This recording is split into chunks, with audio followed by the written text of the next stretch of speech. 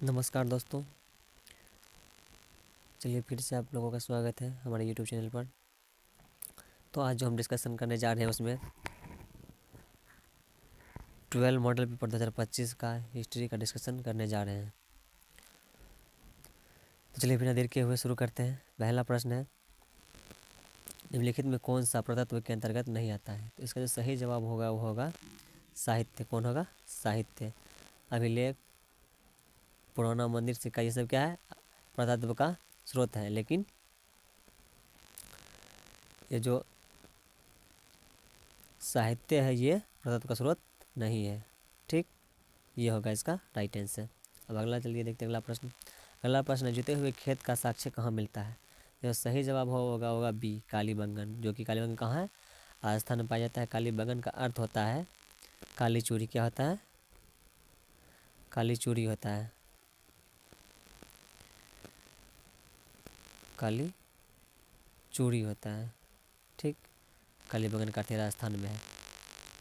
अगला प्रश्न देखते हैं, सिंधु निवासी किस धातु का उपयोग नहीं करते थे? तो इसका जो सही जवाब होगा वो होगा लोहा। किसका उपयोग नहीं करते थे? लोहा का प्रयोग, और इसके बारे में उनको जानकारी नहीं था। जबकि तांबा का वो प्रयोग करते थे। तांबा का प्रयोग करते थे। तांबा के बारे में यहाँ पर बहुत सारे साक्ष्य, यहाँ कुल्हाड़ी और बहुत सारे वस्तुएं तांबा के धातु के बने मिले। अगला प्रश्न है,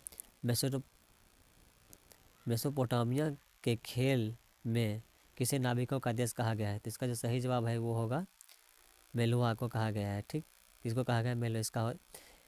इसको पुराना मेलुआ पुराना नाम, हड़प्पा का पुराना नाम है मेलुआ। इसे ही नाविकों का देश कहा गया है। तो अगला प्रश्न देखते हैं। अगला प्रश्न, सबसे लंबे हड़प्पा शिलालेख कितने चिन्हों में मिले हैं?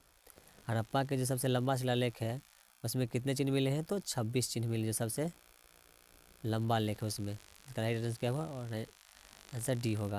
अब अगला प्रश्न देखते हैं, हड़प्पाई मोहर पर कनिंघम ने कब रिपोर्ट दिया था? तो इसका जो सही जवाब होगा 1875। इस अंतिम रिपोर्ट कनिंघम साहब ने, जो कि भारतीय पुरातत्व के उस समय क्या थे, अध्यक्ष थे, उन्होंने दिया था। ठीक, और इन्हें भारतीय पुरातत्व का जनक भी कहा था, किन्हें? कनिंघम को। ठीक, अगला प्रश्न देखते हैं, राजगीर किस महाजनपद की राजधानी थी? तो इसका जो सही जवाब होगा मगध की राजधानी राजगीर थी।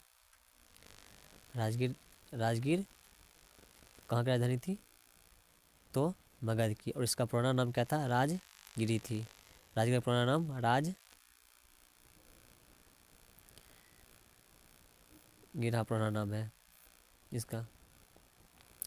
और अपन देखते हैं, अर्थशास्त्र किसने लिखा? तो इसका जो सही जवाब होगा वो होगा कौटिल्य। कौटिल्य का नाम और भी नाम है। अर्थशास्त्र के लेखक कौन है? तो कौटिल्य। ये एक प्रकार से राजनीतिक पुस्तक है। और कौटिल्य का दूसरा भी नाम है चाणक्य, विष्णुगुप्त,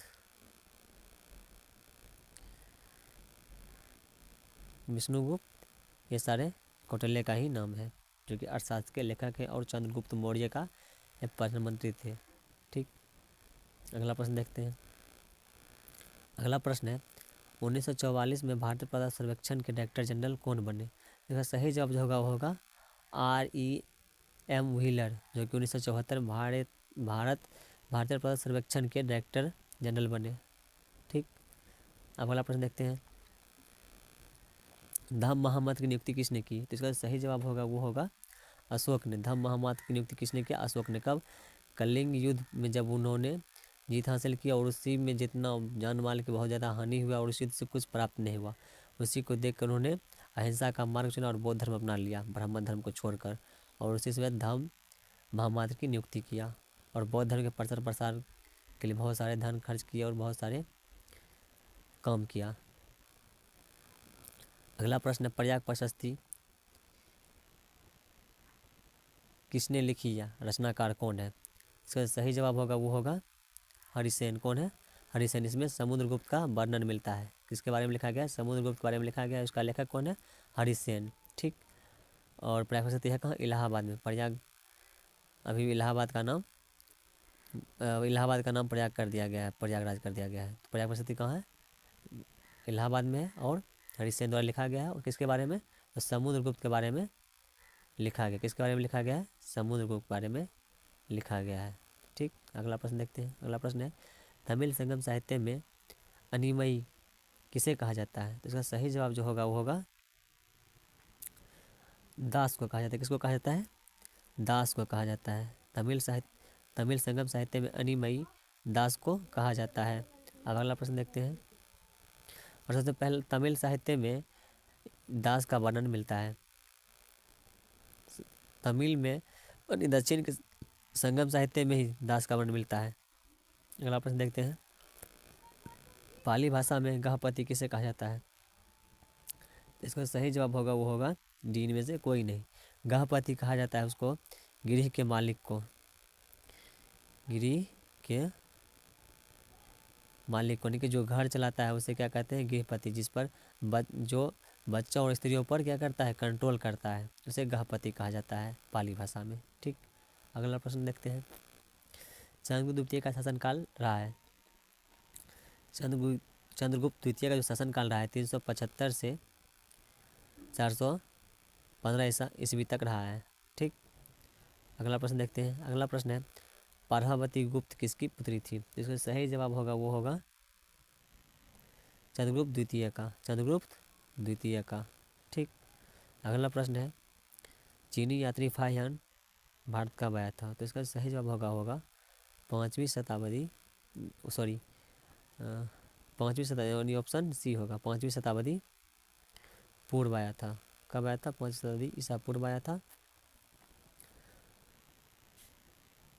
और इन्होंने यहाँ पर घूमकर बहुत सारे यहाँ के बारे में लिखा और बौद्ध धर्म के बारे में बहुत सारी। इनका यात्रा वृत्तांत जो है वो है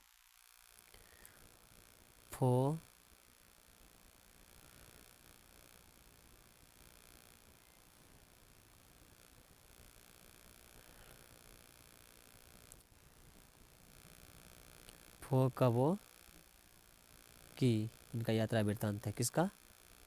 फाहियान का। फाहियान को यात्रियों का राजकुमार कहा जाता है। चीन के महान दार्शनिक कौन थे? तो इनका जो इस प्रश्न का जो सही जवाब होगा वो होगा कन्फ्यूशियस।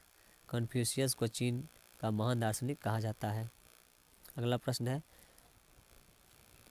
ऋग्वेद में किस देवता की स्तुति है? तो इसमें इसका उत्तर होगा इनमें से सभी। अग्नि का भी है, इंद्र का भी है और सोम का भी, लेकिन सबसे ज़्यादा इंद्र का वर्णन किया गया है। सोम एक प्रकार का पीने वाला रस भी हो, मतलब उसमें मदिरा को भी कहा था, लेकिन एक देवता भी है। ठीक, अगला प्रश्न देखते हैं। तक्षशिला किस महाजनपद की राजधानी है? तो इसका जो सही जवाब होगा वो होगा गांधार की। किसकी राजधानी है? तक्षशिला किसकी राजधानी है? गांधार की है। तक्षशिला विश्वविद्यालय जो अभी वर्तमान में पाकिस्तान में स्थित है। ठीक, अब अगला प्रश्न देखते हैं। अगला प्रश्न है योधेय गणराज्य किस धातु के सिक्के जारी किए थे? इसका सही जवाब होगा वो होगा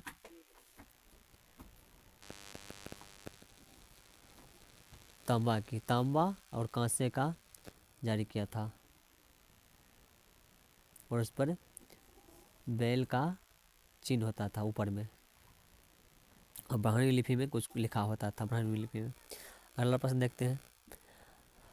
अशोक के ब्राह्मणी लिपि का अर्थ सर्वप्रथम किसने लगाया था? इसका सही जवाब होगा जेम्स प्रिंसेप, जो ईस्ट इंडिया कंपनी के लिए काम करता था। उन्होंने सबसे पहले अशोक के शिलालेख को पढ़ा जो ब्राह्मणी लिपि में लिखा हुआ था। कब पढ़ा था? तो 1838 ईस्वी में पढ़ा था जेम्स प्रिंसेप। अब अगला प्रश्न है सुदर्शन झील का पुनर्निर्माण करने वाला शासक रुद्रदामन का शिलालेख किस भाषा में लिखा गया था? इसका सही जवाब होगा वो जो होगा क्या होगा संस्कृत भाषा में लिखा गया था। सुदर्शन झील है कहाँ पर? तो सौराष्ट्र में स्थित है सुदर्शन झील। अब अगला प्रश्न देखते हैं। अगला प्रश्न है बुद्ध के बचपन का नाम था क्या था? तो इसका बचपन का नाम क्या था? गौतम था। ठीक, अगला प्रश्न देखते हैं। बुद्ध को ज्ञान कहाँ प्राप्त हुआ था? इसका सही जवाब होगा बोध गया, जो कि बिहार में गया जिला में पड़ता है। सारनाथ में पहला उपदेश दिया था बुद्ध ने।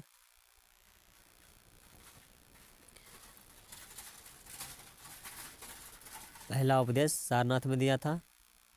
उसके बाद लुम्बिनी उनका क्या है, जन्म स्थान है, जन्म। ठीक, अब अगला प्रश्न देखते हैं। सांची स्तूप की खोज कब हुआ था? तो इसका सही जवाब होगा वो होगा, कब हुआ था? इसका सही जवाब होगा वो होगा 1818 ईस्वी में। सांची स्तूप का खोज कब हुआ था? 1818 ईस्वी में हुआ था। और किसने किया था? हेनरी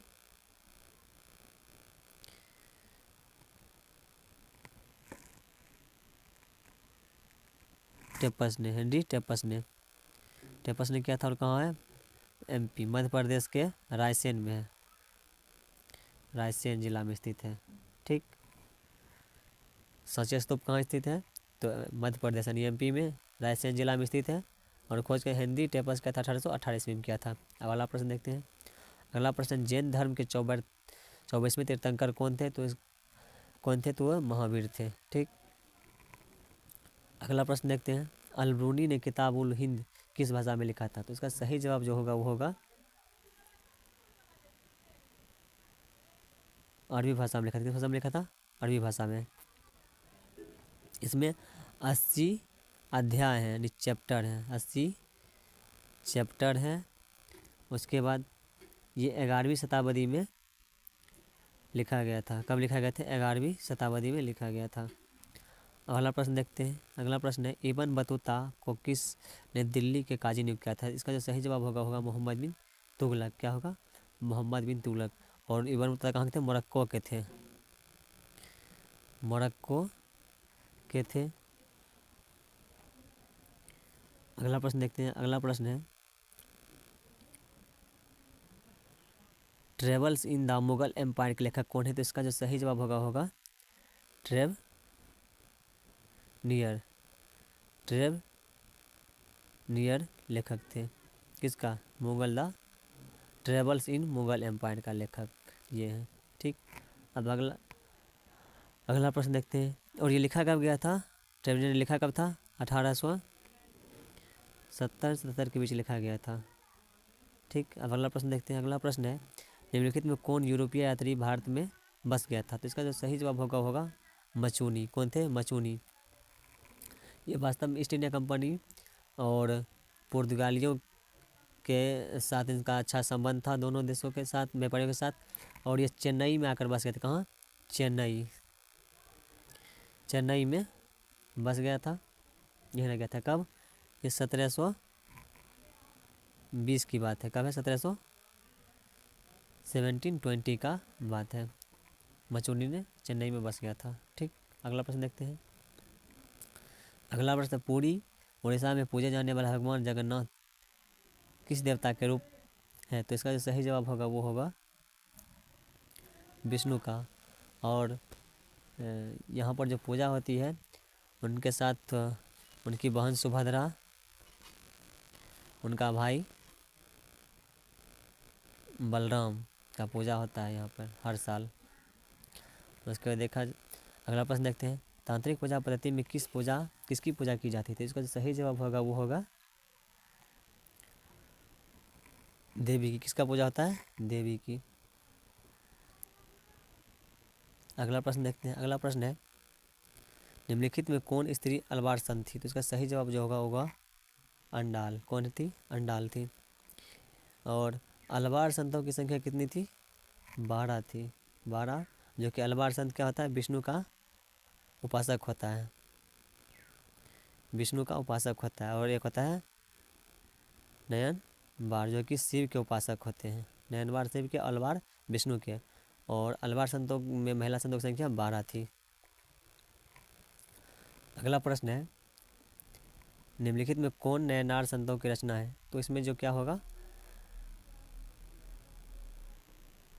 नलियारा दिव्या प्रबंधन और तबरम, ये दोनों ही जो है इनका आंसर क्या होगा? ये भी दोनों होगा। ये दोनों ही नयनार संतों का रचना है। ठीक, अगला प्रश्न देखते हैं। किस देश में आए हुए मुसलमानों को तकीजा कहा जाता था? यानी किस देश से जो मुस्लिम शासक आए थे या मुस्लिम लोग आए थे तो उसको तकीजा कहा जाता है। तकीजा कहा जाता है। तो इसका जो सही जवाब होगा वो होगा फारस के मुसलमान को क्या कहा जाता है? तकीजा कहा जाता है। अगला प्रश्न देखते हैं। निम्नलिखित में से किसे सुल्तान उल मशरिक़ कहा जाता है? तो इसका जो सही जवाब होगा ए निज़ामुद्दीन औलिया को।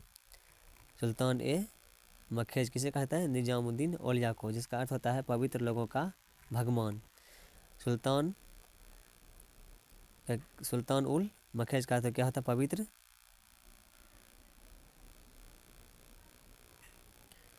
लोगों का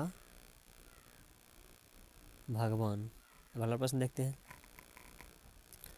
अगला प्रश्न है खालसा पंथ के 5 प्रतीकों को वर्णन किसने किया? तो इसका जो सही जवाब होगा वो होगा गुरु गोविंद सिंह। कब क्या था? 1699 ईस्वी में क्या था? जिसमें था केस रखना,